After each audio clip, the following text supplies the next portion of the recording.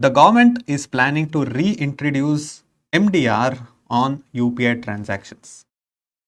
Now, in this video, we will see what is this all about and what are the implications this particular measure is going to have.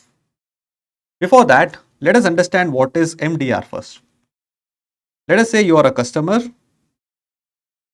and you are approaching a shop or a merchant for availing some goods or services. Now, to complete these transactions, two things has to happen. The merchant has to provide you the goods and services, and the customer has to make payment for it. Now, for making this payment, the customer is having various channels. That is, the customer can either pay through cash or they can pay using UPI, which is very much rampant these days, or they can use cards, that may be your debit cards, credit cards, they can use checks, right? So there are n number of options by using which the customer can complete this transaction.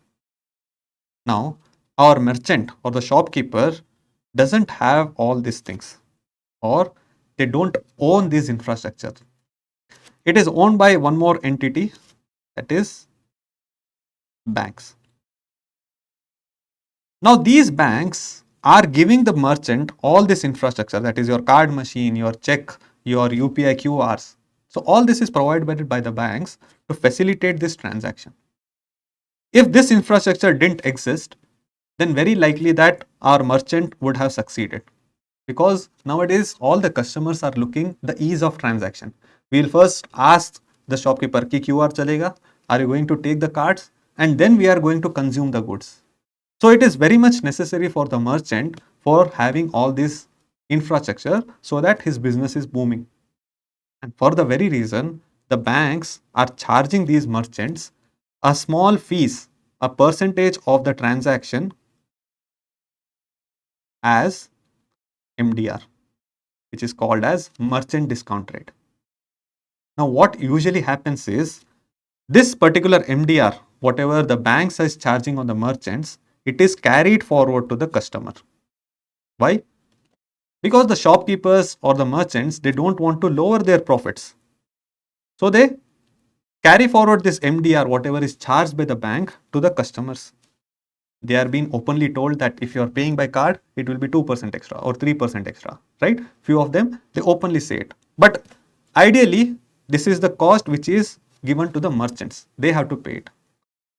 Now, the year was 2016 and demonetization happened and the country was shifting towards digital economy. And the same year, 2016, one of the most phenomenal inventions by India, that is UPI, came into picture. Now, people were asked to use UPI, but they were not using it very rampantly as they are using it now. Kyun? Because of the MDR charged on the UPI. The customers were incurring some small charge, because of which they were hesitant from using the UPI. And that is when in 2020, the government rolled out that there is going to be zero MDR charges on UPI transaction. That means the government told the banks that whatever UPI transactions that is going to happen, you are not going to suppose to charge the shopkeepers. So this will induce what? More customers using the UPI transactions because they are not being charged anything extra. But what about the banks? Earlier they were earning something because of this UPI MDR. Now they are not going to earn it. So the government said that no problem. We, the government, we are going to give you some amount every year for the losses incurred because of this. So they decided that around 2000 crores per year will be given to you. It started from 1000, but this year it has increased eventually to 2000 crore per year. But the banks are still complaining that the amount which they could have earned because of MDR on UPI is still higher. And for the same reason, there is no choice rather than reintroducing the MDR charges on the UPI. Now, the government is going to do it in the phase-wise manner.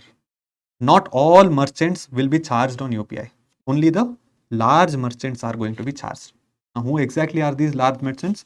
Government is saying that anyone having 1 to 1.5 CR plus turnover, are going to be termed as large merchants, and they will be charged on the UPI transaction. And that also, any transaction which is happening more than 10,000 rupees plus. मतलब if you are transacting 8,000 rupees, MDR won't be charged.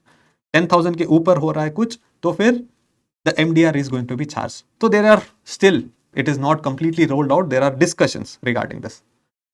So the large merchants are definitely going to hesitate from taking UPI because they cannot transfer it to the customers, because they will again repel from using UPI.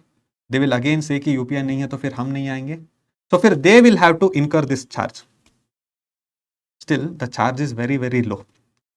According to this article, what they have mentioned is it is going to be around 5 to 7 basis points. मतलब 5 to 7 rupees on 10,000 rupees. If you are transacting 10,000 rupees, so 5 to 7 rupees will be charged for it.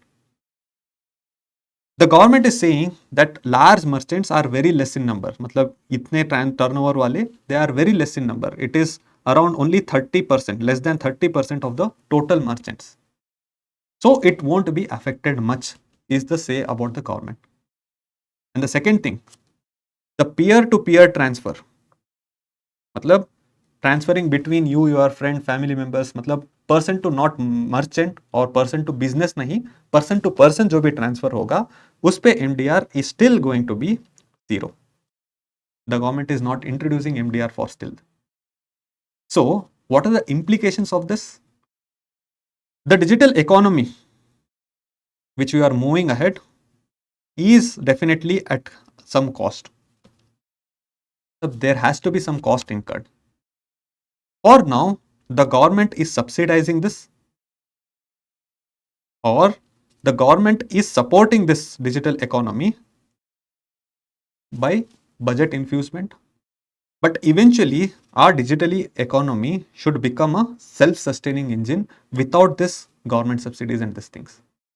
And for this purpose, the people have to made aware that all these transactions, all this rampant digital economy definitely comes at some cost. And this is the cost of development which you have to bear. It is a good cost of development. It is not a bad cost of development. All right.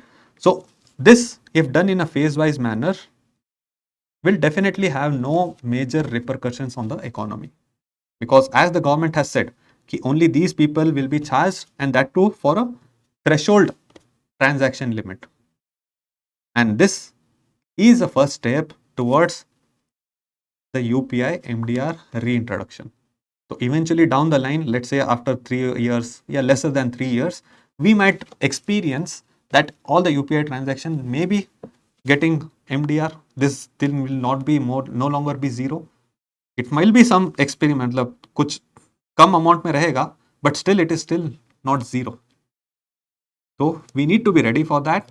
And for your prelims and mains, this becomes important because you need to know what is MDR, who is charging it, who is charging on whom, and what has been the government's role in all this.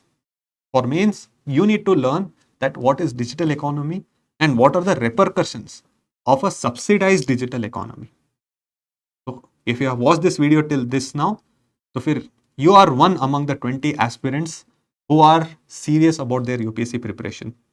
And our team, guys, we would like to acknowledge that, and we would like to help you in your UPSC preparation. All we need is your support. Just subscribe to this channel, like this video, so that our team is motivated in bringing more such explanatory videos. For UPSC journey, we want to make sure that it is being less and less complicated and more simplified. And the whole team of Convert IAS is working for the same motto. So all the very best, guys. Let us meet very soon with another explanatory video. Thank you.